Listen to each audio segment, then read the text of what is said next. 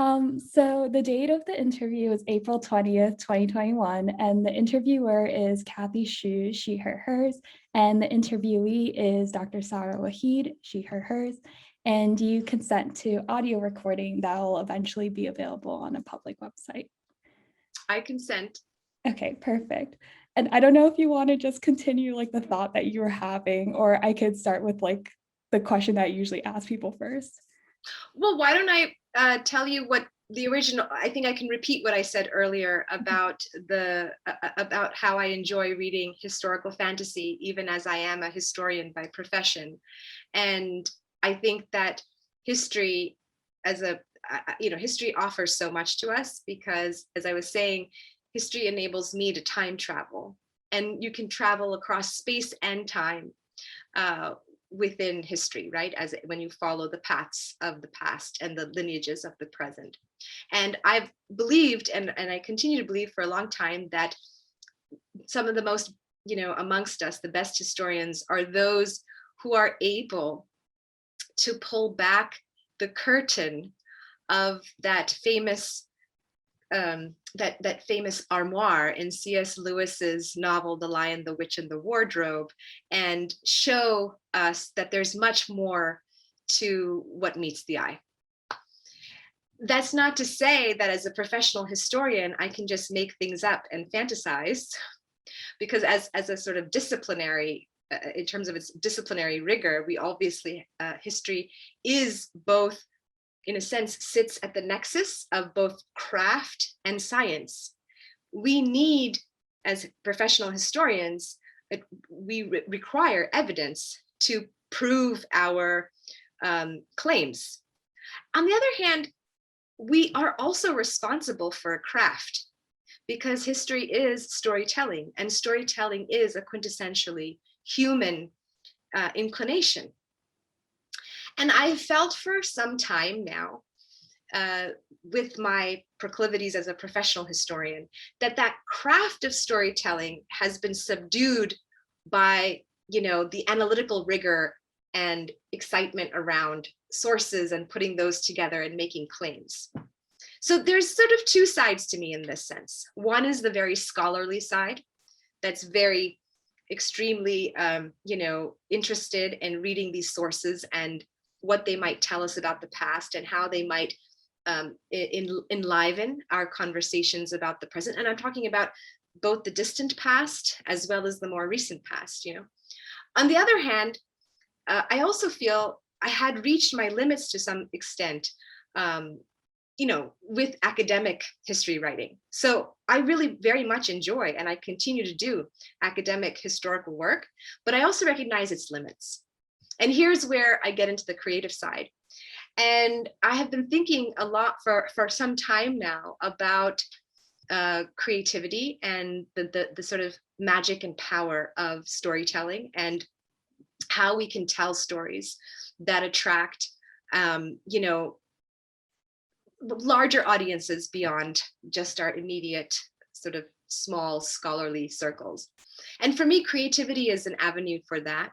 It's an avenue for all kinds of invitations to have all kinds of discussions and things. So maybe I should tell you that, perhaps this is where I can say something a little bit about what really made me sort of get intrigued for a long time now, for the past few years, not a long time. For a very long time, I loved reading historical fantasy, science fiction. I love reading these. I love doing world building. I've done that when I was a kid. I loved disappearing with my friends into these imaginary realms, and not even, even when I approached my teenage years and even later, I loved reading all kinds of reading about all kinds of imaginary worlds, and avid reading novels. I mean, everything from sort of Asimov to Octavia Butler to more recently N.K. Jemisin. I'm just very intrigued, and I love these worlds that what does like speculative fiction have to say, but also how do you do that? How do you write that? What's the craft of that, right? So I'll tell you a story. How about that? So a few years ago, I went to Hyderabad, which is the city of my family origins, and I've been visiting there, and I've lived there at various points, and was following through this narrow alleyways in this old city, which is it's the historical core of the city. It was established in the 16th century, and there are these beautiful monuments which are now quite dilapidated in this part of the city. And I went to this old bookstore, and a book sort of almost came to me by fate. And this is the book.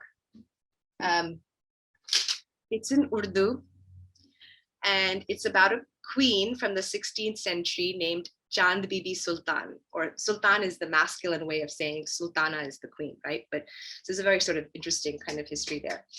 And so I took the book, and I said, I've heard of her before. I know somebody told me stories. Either my grandmother must have told me some stories, or something was lying around. Maybe a comic book was. I know that I learned about this from home. I did not learn about it in school. I learned about it in, what, Bell Hooks calls home space, which is, in a sense, an epistemic space pregnant with all kinds of possibility of recovery and renewal.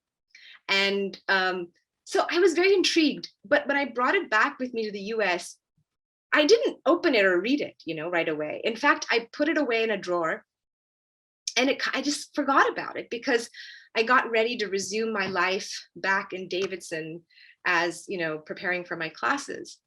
And about 9 months later, there's a whole series of interesting events and uncanny coincidences that I'm writing about in terms of my sort of discovery and encounter with this 16th century queen.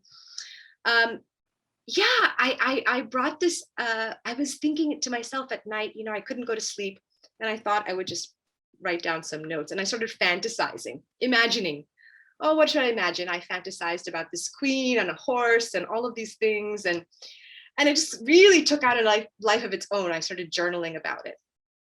And the next morning, I decided to write it down as a story for my nephew. So I had written it all out on my journal, and it was, and in very, I had sort of, in a sense, what you could call visions, your imagination carries and begins to take on a life of its own. And I began to write everything. I described in just sheer detail. And so I said, I want to write this down as a children's story for my nephew. So I began to look for my fancy Parker pen, and I was shuffling through all the drawers and everything, looking for the pen, and what should appear but this book I had completely forgotten about 9 months before, which I'd never opened. And I decided I was going to open this book because the cover itself, maybe, I saw the cover and I had, 9 months later, who knows how the mind works, or maybe she called to me in some way. I do feel there's some connection between she and I, given all the other coincidences that have happened in, the past past 2 years, but especially the past year and a half. And I started reading about her, and every detail that was mentioned inside of this, it's a play, actually. It's a play written by a man who claims that his daughter helped him write it, but he never gives his daughter the credit. He doesn't tell us her name. And and everything in the play, is everything I wrote in my journal, the details, the color of the falcon, the spotted, dappled color of her horse, the way she was holding her reins, the way who she encountered, and the lakes around her, and the description of sites, historical monuments, and all kinds of things. Just, it was uncanny.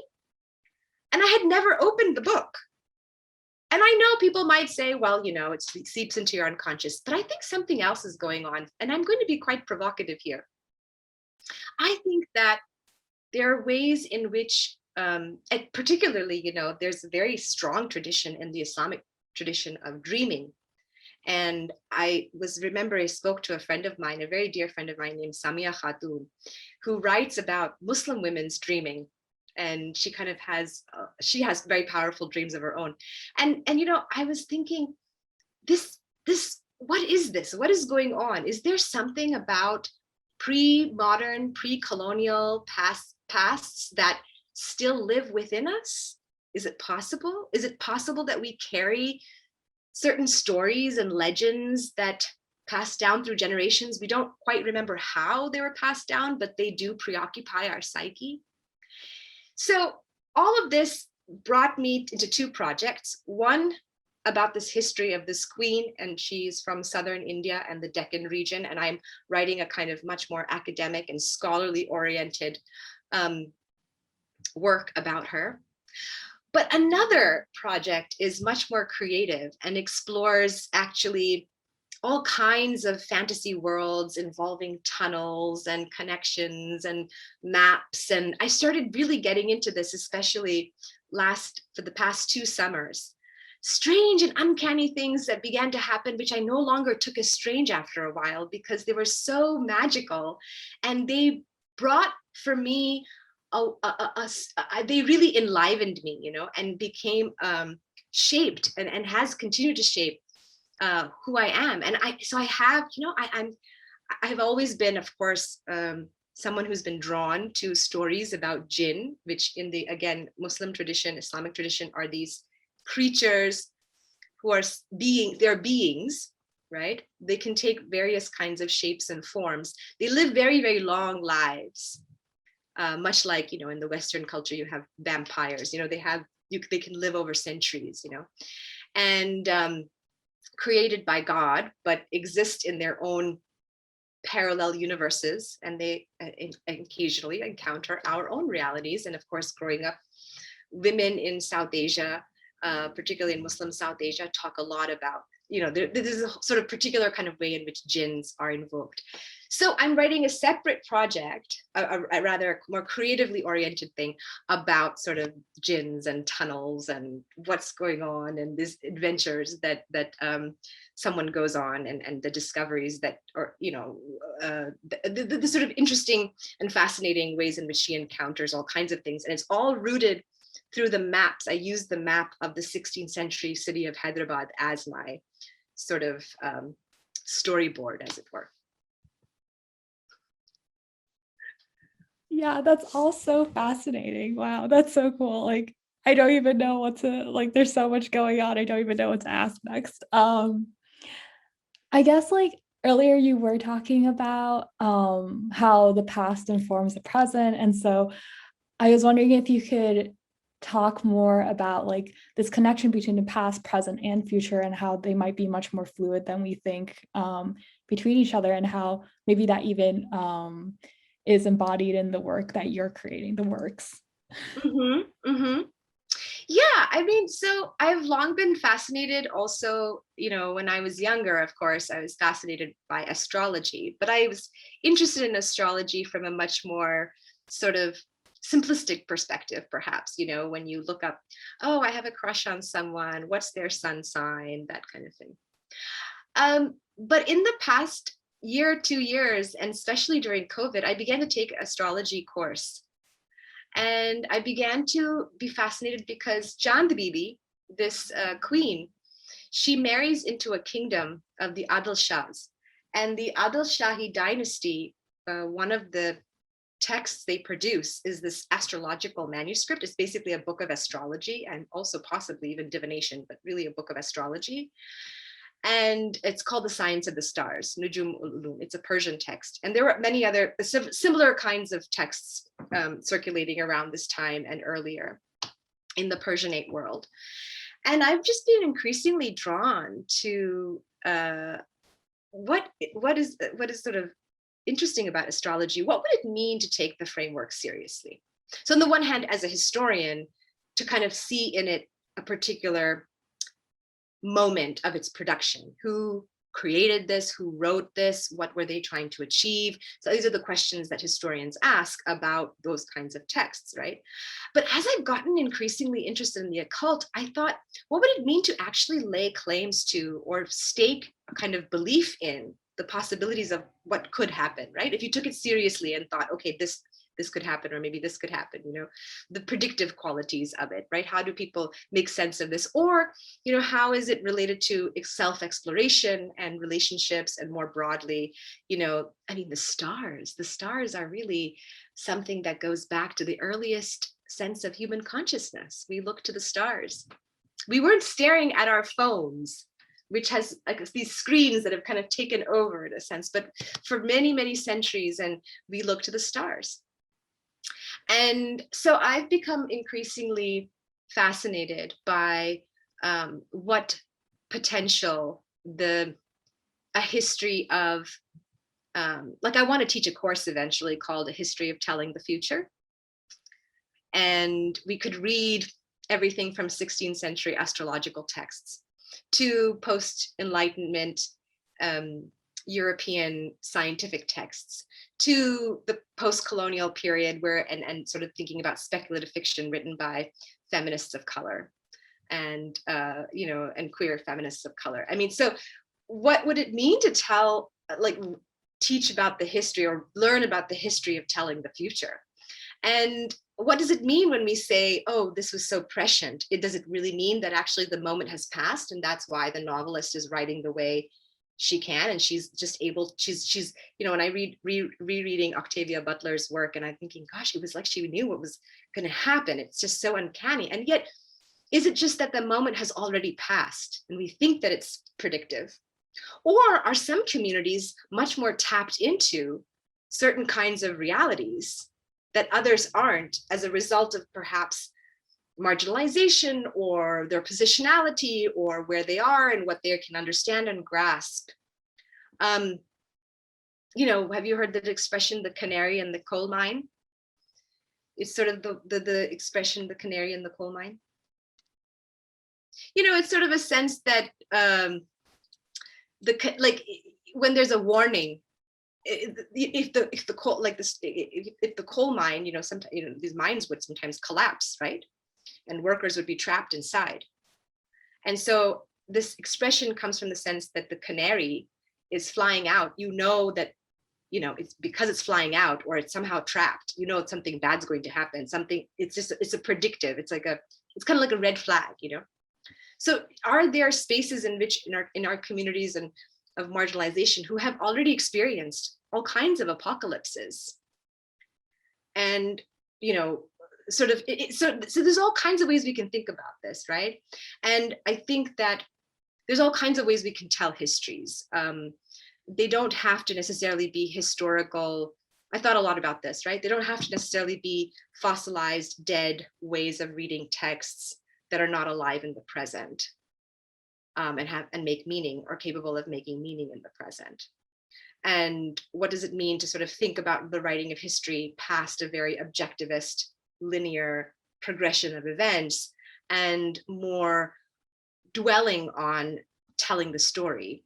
And how can we be better historians by not just doing the analytical rigor of evidentiary data, but telling the story in a much more, perhaps even imaginative way, to bring, to sort of enliven what is assumed to be constantly dead, even though the legacies of that live on into the present.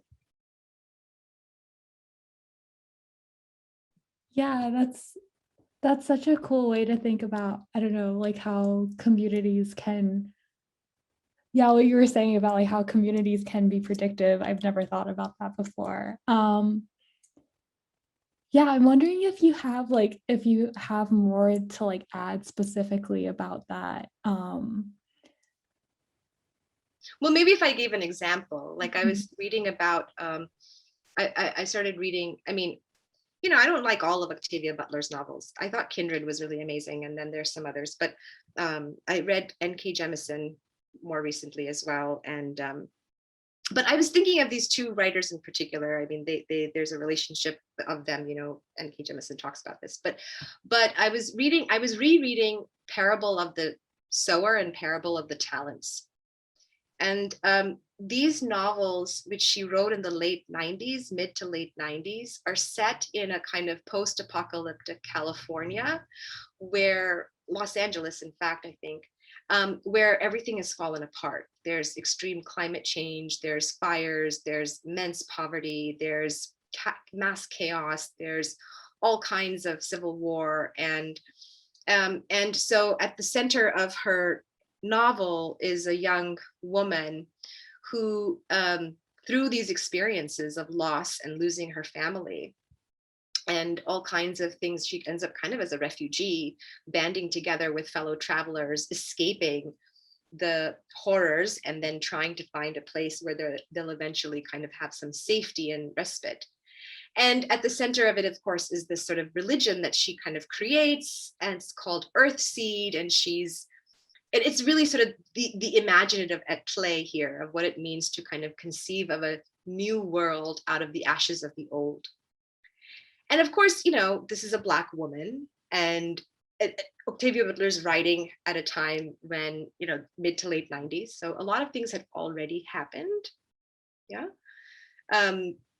Those who are living in the brutal force of climate change. I mean, when people say, oh, climate change will do this, it's already happening to many communities. They are already living through the hellscapes of climate change and figuring out, many are also figuring out creative strategies to survive it. And, so and also not, right? Also not, I mean, having to suffer the brutalities of the state and empire and national, governments, suppressing them and pushing them even further into precarious lives. And I'm thinking here of everyone from, say, fisher folk in, on the coasts of Karachi to, farmers. I mean, I'm just thinking of like all of those living in the global south, living lives of precarity, because of course we see aspects of the third world and the first world too, right? I mean, there's communities here in very precarious and increasingly precarious sort of conditions. So I guess I wonder what it would mean to take their stories seriously, the stories that they tell. I mean, what kinds of imaginations are they putting forward? What can we learn from them? Not as in sort of how can we learn to help them, right? But what can we actually learn from them? I mean, I think the urge to help, as in sort of this older concept of humanitarian saviorism, is one that has colonialist linkages. That doesn't mean we shouldn't help people. That's not at all what I'm trying to suggest here. But what would it mean to take these life worlds, religious beliefs, cultural traditions, and so on and so forth, seriously on their own terms by those producing them at the most extreme margins of society, rather than thinking that formal education has all the answers and we are going to solve all the problems just because we've been formally educated. I mean, why is it that we take on the onus of, they have to be reformed into our enlightened, our way of life, our bourgeois aspirations?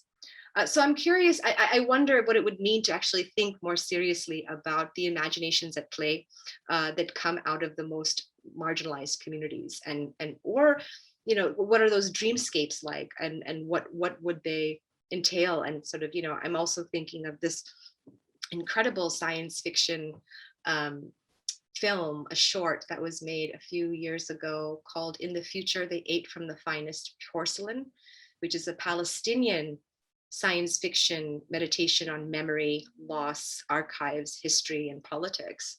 Again, Palestine being sort of very much, right?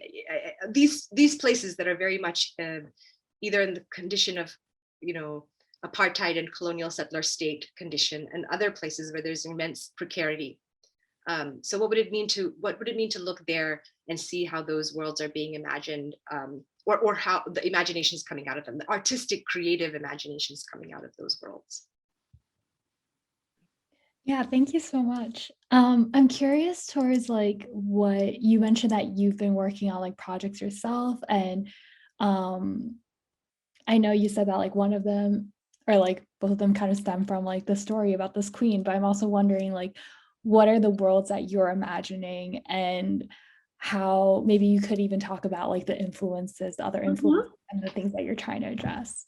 Well, I can show you. I can show you a storyboard that I got started on making back in the summer, when I got excited about some of this more creative work I was doing with regards to a novel, or I don't even know what it is really anymore, but it's taking on a life of its own, and I'm okay with that, and that doesn't matter. I don't see an endpoint yet. I'm just playing around, really. And I started using maps, both Google Maps as well as other kinds of maps to trace certain kinds of pathways between the old city, which is 16th century old ruins of the city, ranging from Sufi shrines to the old monuments, and linking up to what they look like now, like what the built environment over them looks like now, and kind of wondering, well, what would it mean if there were some, because these are cities that actually have stories about mosques that are haunted by jinn and so on and so forth. So I thought, what would it mean to kind of create sort of underground tunnels? And this is sort of some of the world building I was doing, drawing from actual textual sources from both the 16th and 17th century, like those astrological texts I was talking about earlier, as well as 19th century images. I don't know if you can see this. This is of a image in a mine, actually, and supposedly in the Golconda mine, which is again in the Deccan, which is where my family is from. They're from this region, and Golconda Fort and the Golconda mine has stories and legends. In fact, the biggest diamond of the world, Kohinoor and diamonds, were supposedly found in Golconda. This was a site of massive diamond mining. So what would it mean for a character of kind of supernatural abilities to bend time and space and move throughout underground tunnels, connecting the city, both through its pasts and its present, and using images, really beautiful, phenomenal images. I took some of these images from these texts. I don't know if you can see them. I'll bring them out and show you. They're, figures combining Hindu and Islamic, from the sort of Hindu pantheon, but also from the Greco-Roman inspired astrological treatises, and looking at, say, a figure like Zohra or Zehra, or who was Venus, but has also meaning in the Shia tradition, but then gets used and played around with in these Hindu kind of also sort of texts which combine Hindu mythology with that. And what would it mean to take something like that? Here you have an image of Venus from the Nujumul Ulum. She's here on this interesting palanquin with these multiple arms and having these turtles lead her the way forward. Now, these of course have meanings within the sites of the production in which they were created, but they also, for me, elicit all kinds of thoughts and questions about, imagery and what we can do with all these kinds of fascinating imageries, and what would it mean to sort of explore these worlds. That's so amazing. That's so cool. Yeah, and I'm wondering how, yeah, you mentioned like connecting the like past and present through like these tunnels, through like time and space. Yeah, I'm kind of wondering if you could like give I don't know if like maybe you don't want to share publicly yet your like unfinished project, but I'm kind of wondering if there are like any examples that you could share of how you like connect these two like seemingly distinct spaces together into like talking about like what futures we could be imagining. Yeah, one example, I suppose I have this book. I'm not sure if it's with me right now or I put it somewhere else. This is one of the books that I was using, also is Sent from a Southern Breeze, and these images I've been using or looking at a lot from Deccan paintings from the 15th and 16th centuries. And as I was sort of, there's another book which I don't see in front of me right now, but I put it away. I found it in my parents' basement. It's an old book from the 1950s by an artist who was also an archaeologist. And he did this beautiful, because he was a good artist, he began to draw the facades of many old and dilapidated buildings, which all the amazing, incredible filigree work, for instance, or the, engravings all on the side of these old buildings and so on and so forth. So, and he also has a map of the city in there. I'm giving this story because something interesting happened. As I began to point out places on that old map with sort of my own personal experiences in the present, I began to encounter several kinds of coincidences. And I thought, what would it mean if, in this storyboarding world of doppelgängers, right? Like your twin, like a kind of like, someone who has a magical twin of some kind, like a jinn twin, like a twin who's sort of like a shadow self in a sense who you encounter. And so in the novel, at some point the character enters into this tunnel and ends up in a kind of parallel version of the city that has all, which sort of is in some ways has these sort of utopian magical possibilities that the city above does not, drawing from these older medieval kinds of imagery. And so I was like, oh, I can do all this thing about doppelgangers. So I began to write about each of these figures having a historical doppelganger, right? Someone from history who had kind of, in a sense, followed them, and they were there, like, oh, okay, she's this famous queen's doppelganger, right? And I began to get very fascinated by this as a means inside an imaginary world. And then I started looking it up, and I was like, is there that sort of sense in the, Islamic, tradition of these? Because the occult is something also that's like very much at the margins, perhaps, or perhaps it's even considered heterodox within the Islamic imagination. I'm still exploring this, so I can't say for sure, but there's all kinds of ways that it operates. But I thought, oh, what is this? I found out that there's a word in the in Islamic scriptural texts referred to as Qareen, which is a kind of jinn who is your double. Now, I don't know if you've heard, you have like this idea of like an angel on one side and a devil on one side of your shoulder telling you good and bad things to do. Well, this Qareen figure is someone you're supposed to control. They're like your shadow self. So, they might lead you astray, but you are supposed to control the Qareen, right? Like it's like and Qareen comes from Qarn, which means horns, which is why I think perhaps because of its association, I don't know for sure, with sort of some evil, devilish horns, be associated with like evil in some sense, but not always. So I was fascinated by this, like this doppelganger kind of idea of like a double or a shadow self that follows you through time and through which you have some kind of intimate connection. And it just so happens the author of that book, through which I found the maps where I followed them through these imaginary realms, I looked up his name, and his name actually means Qarni, which is from Qareen, the Arabic word for this shadow self. So these kinds of things began to happen, and I thought I would explore them in a kind of much more creative and open-ended way. That's so cool. Wow, exactly like what you were saying earlier, that a lot of like coincidences just started happening. So if my understanding is correct, so you have like a shadow doppelganger self who is like more rooted in like the past and the tradition, but then like the combination of you and this doppelganger creates like a utopia city where it's like imaginary. That's Yeah, so cool. and it's largely made up of women and all kinds of not you could say not heteronormative figures at the center of this, right? One might see sort of, there's a figure in this story that's also transgender.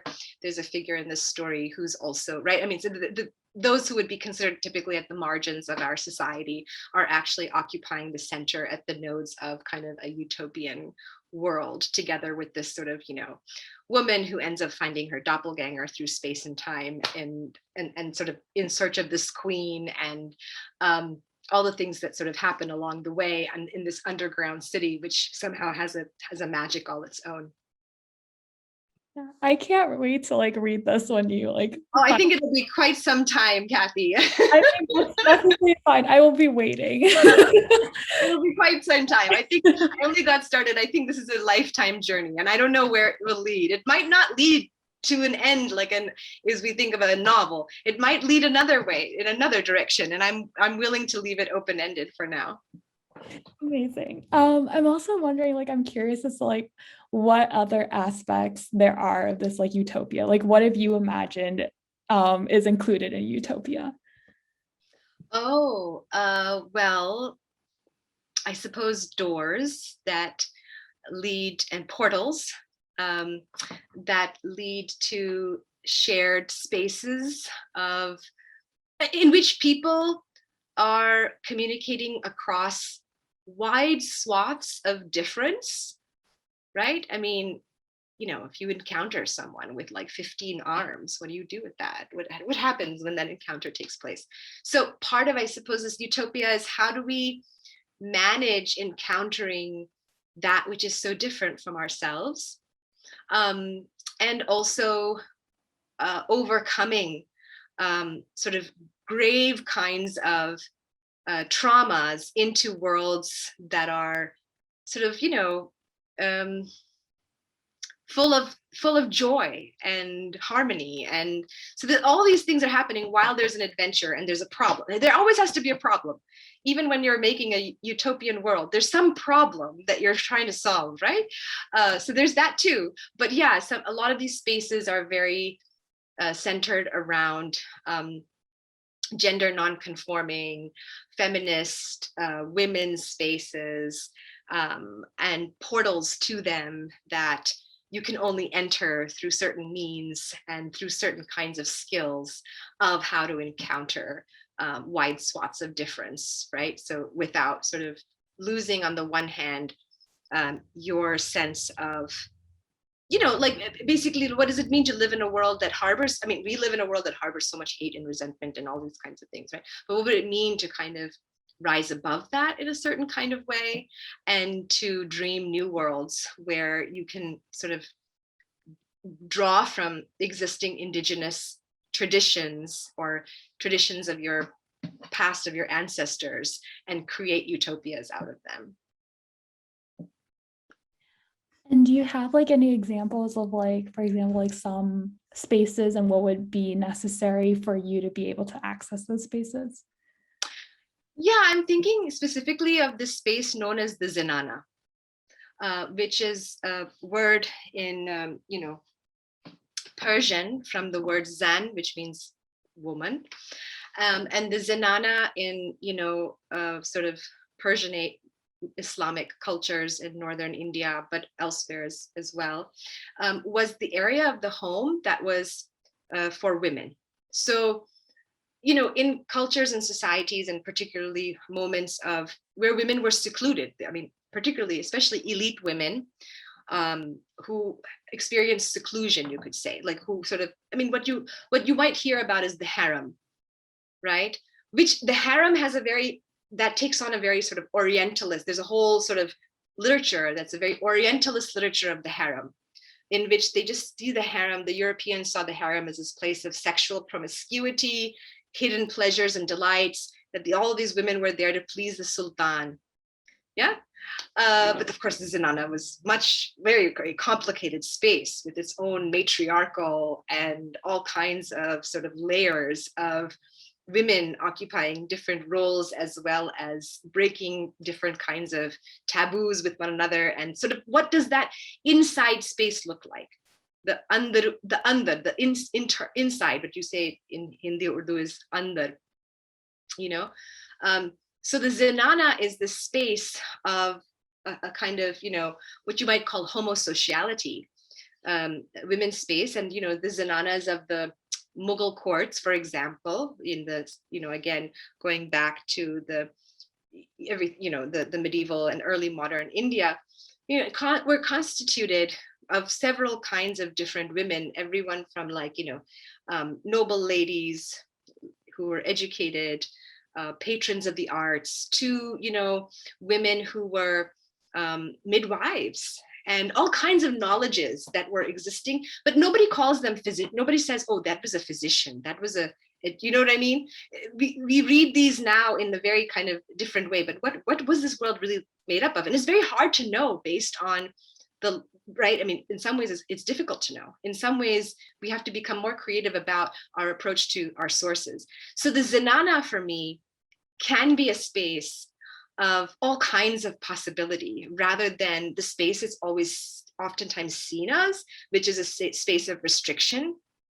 I mean, even if you go to the 16th century with the period I'm looking at, this queen and the zenana she was a part of, it was not just some secluded world where they all lived together, like hidden away and just completely like in a prison. I mean, this is a space they were outside a lot.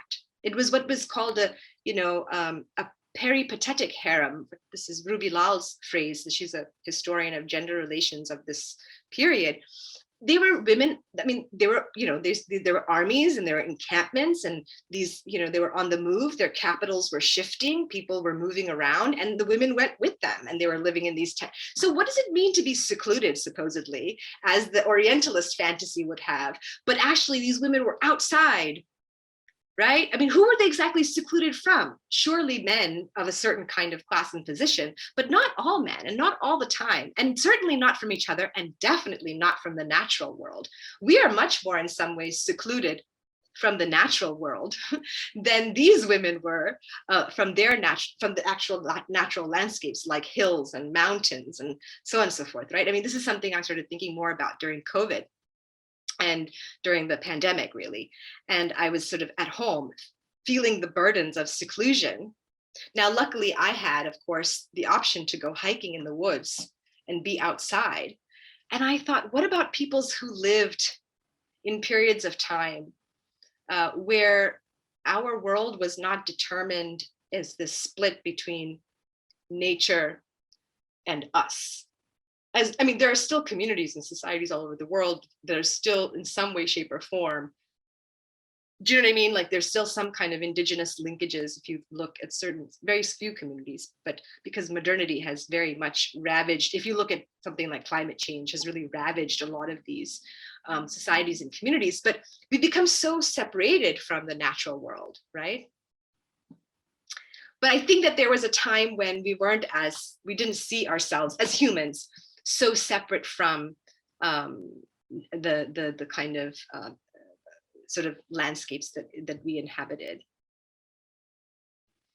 I'm speaking very much in generalities here, of course, and this is not sort of a formal historical presentation, but an interview about my sort of creative proclivities and my imagination. So yes, I'm putting forward all these ideas, but the zenana in particular, this women's space, is a sort of key component to this imagination. Yeah, of course. Yeah. I mean, the whole point of the interview is just like to talk about like anything that you imagine, which like doesn't have to be rooted in anything really. But Yes. yeah. So I was wondering, so one of the questions that I've been asking everyone is, if given no real world restrictions, what would be the ultimate self or elements of it that you would imagine for yourself? And I'm wondering, like, what would you be like individually? I'm not sure if like you would want to exist like, I mean, I know that like you're doing this world building, but that doesn't necessitate that like you necessarily want to live in this world. So would you be living in this world? And if so, or if not, like what would you be like as your ultimate self? That is such a difficult question to answer, Kathy. And this can change from moment to moment, I feel, at times. So I'm not really sure what would be the ultimate. I mean, I definitely have all kinds of numerous sort of realms from which one can draw from fantastical selves. I think I mentioned one of them in the Q&A you had sent out about this sort of creature, the Sila, who is sort of both hidden and apparent in the ways that she can shapeshift, but also quite helpful, like generous, and can create spaces for others from which to rescue, be there in their time of need. These kinds of creatures who have this kind of ability to do these sort of magical things. So yeah, that's sort of what I've been thinking about more recently. If I had anything, the power to kind of just create these magical spaces, in a sense, I have. I have in some ways through friendships and through close friends of mine and encounters, in a sense we kind of have, right? I mean, it's not that our fantasies and our realities are as disjointed as one would imagine them to be, or one is sort of forced into thinking that they are, right? But yeah, I guess I imagine myself as some figure like this who can come and sort of bring people in and elicit from them their joys and their, sort of pleasures in a space that is productive and meaningful, I guess. Someone who could make that happen, who can build bridges. And I'm thinking of like the fantasy bridge, like really literally, like you throw a bridge down across the steep mountain that someone could cross over. But what does it mean to actually do that in life also, right? So yeah, that's, I suppose, something I've been thinking about recently. Or the figure of the phoenix too is one that I gravitate towards as well. that figure that is sort of rises out of the ashes, and is a really fascinating figure. Of course, the psychoanalyst Carl Jung really was gravitated towards thinking about archetypes and what they mean for our consciousness and our psyche. And I was listening more recently to a few Jungian psychoanalysts talk about specifically the figure of the phoenix. Now, of course, the figure of the phoenix is also almost not universal, but exists in many different cultures and societies. This bird, it exists in Japan. It exists in, I mean, even in the where else does it exist? I mean, there's several different cultures and societies it exists in, but I also kind of think about a figure like that, and how it's also a figure of transition and can sort of rise out of great death and is reborn. I mean, that's the sort of magic of the phoenix, that it can be reborn. Yeah, I'm curious as to like how you imagine yourself like appearance wise. Like if you would have if you would still look like yourself and then like have like these like elements of like either like this jinn or like the phoenix, or like I'm curious if like what would you imagine yourself to look like? Oh, I would definitely be some kind of winged creature that could fly. that I have thought. I think that is something that has occurred to me many times. So yeah, I guess that's all I could say about that. But definitely someone who has the ability to fly, to take off, and to kind of move long distances, through flight, through these wings, and to hide and sort of take on different kinds of appearances and sort of appear in many different colors and guises. I love that. Yeah. Do you think that you would still be I've always been curious, like every time people talk about their appearances, I'm always curious as to whether they would like maintain their like kind of or like a similar version to their human form currently, or if they would just like if you would completely want to be like a winged creature, not like maybe even like would you have human conscious, or like would you have a human body, or like Yeah, I don't know. Maybe a winged creature. I don't know. I'd have to think about that. It would have to be something useful though. Like there's even some level of practicality in my imagination. But yeah, I mean, I like to think. Yeah, I don't know how much more I can describe. Definitely lots of different vibrant colors that I associate. Lots of vibrant colors, lots of sort of plumes, and kind of a very dramatic in some way. perfect. Yeah. I'm just thinking in terms of like if I were to try to like visually represent you and like paint you, like what would like Dr. Waheed in her ultimate form look like? Oh my goodness. Well, I'll leave it to you to imagine the winged creature. That if you ever want to do something like this, we can do. This is something I was thinking about. If you did collages and got together in a group of friends and began to paint each other in the ways we imagine each other, and then that would be so much fun. I think that would be a great sort of route to. It's so therapeutic too to do these kinds of activities as well, with each other, and to kind of meditate upon, or rather to imagine what that self would look like. But yeah. Yeah, and the like third kind of like section of the interview is like talking about like love. And so the question, like the main question is how do you enjoy loving and being loved? So we can start off with like how do you like to be loved by others? What are forms of love that you especially appreciate receiving? Oh my goodness. Well, I don't know. I guess I don't know. This reminds me of those questions you get on those 5 love languages somebody gave to us at some point. I don't know. Yeah, expressions of love can, I suppose, range from verbal sort of, statements of, praise to affection to, but these days, I suppose, because of the pandemic, I've really been missing physical touch, like hugging people. I have missed that so much. And I suppose it's changed how I think about, I never really thought of myself as constantly hugging people before the pandemic, although I do. I don't really, tend to sort of distance myself from that. But I wasn't sort of someone who was particularly, excited about that all the time, but yeah, during the pandemic, I feel like that's something that I really missed, is like expressing love through embrace. Yeah, and definitely like how you enjoy being loved and how you enjoy loving people is like very interconnected. But if there are like any ways that you want to talk about in terms of like how you express love and care for others. Um, yeah, I suppose, well, from time to time, I think it's mostly that I do things for them. Like it's not, it's usually not something like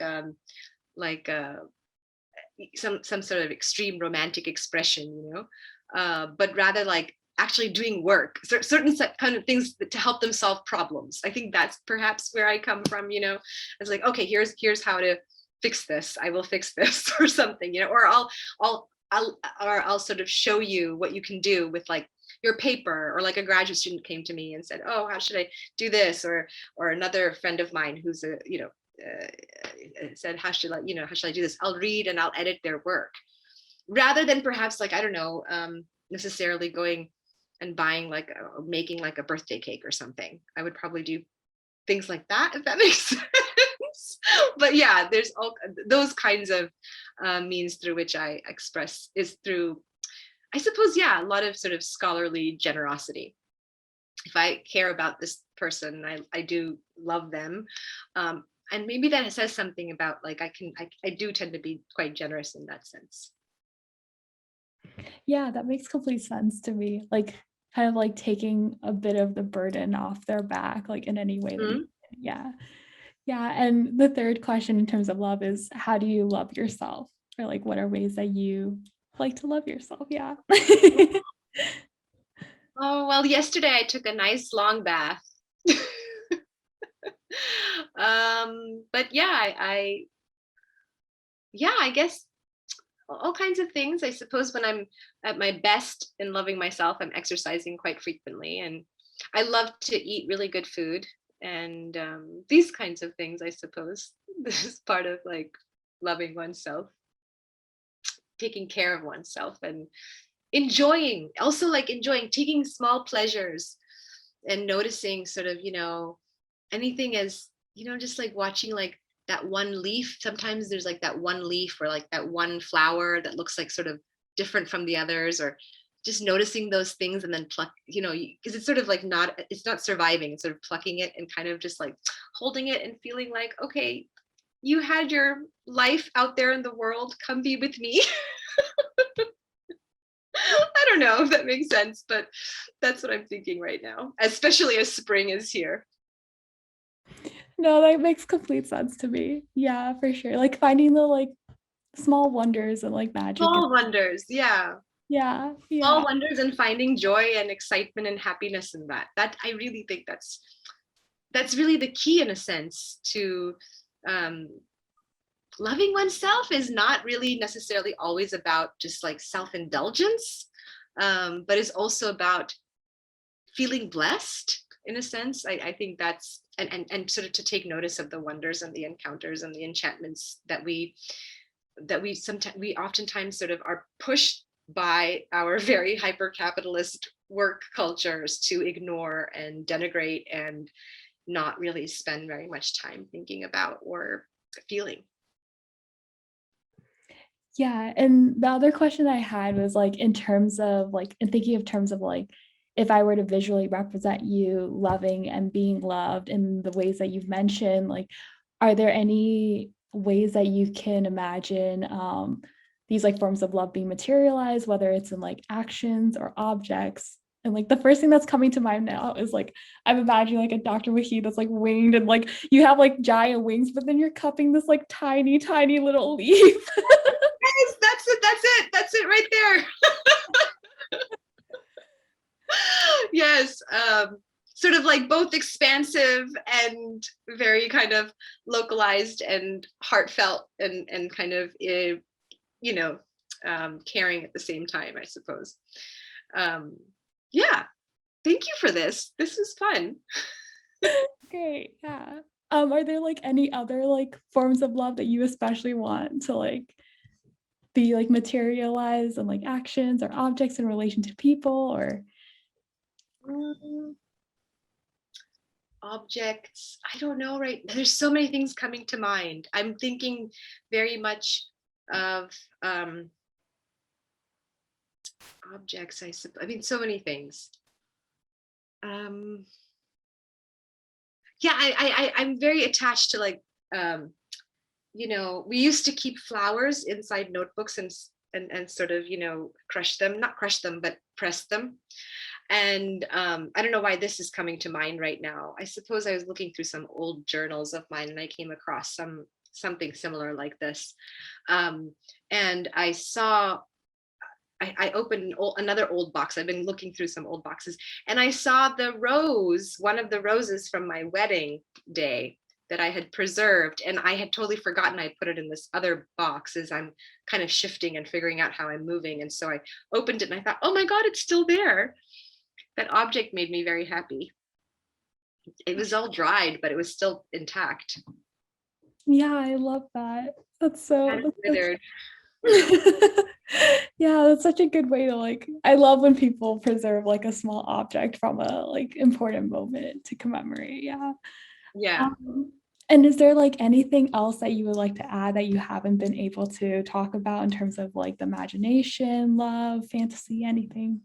Oh, well, Kathy, I would love to, but I think it would take me another hour or something and we can have more conversations, but and this has been amazing and wonderful. So no for now, but I think these are ongoing conversations that I hope that more of you will participate in, and we can sort of do more of this really fun kind of world building and imagining together. Yeah, I would love that. Okay, well then the last question is just if you have like any final message that you would want to like leave anyone who may be watching. Oh, if somebody's watching, I don't know. I suppose um I don't know. I think that gratitude is really the one thing I would leave as a message, is just gratitude. And even the most difficult and the most trying of times, to be grateful for what even those trying times actually give us strength and give us, we don't know what they actually really mean in those moments. So to always be grateful, I think, to aspire to that. It's not, you can't always be grateful like that, you would be a saint, but to aspire to gratitude as a sort of intentional, as well as sort of internal kind of experience and habitus. I love that. Thank you so much for this. Thank you. This is such a great project, and I'm excited to see what else comes out of it. Thank you. I'll stop recording here.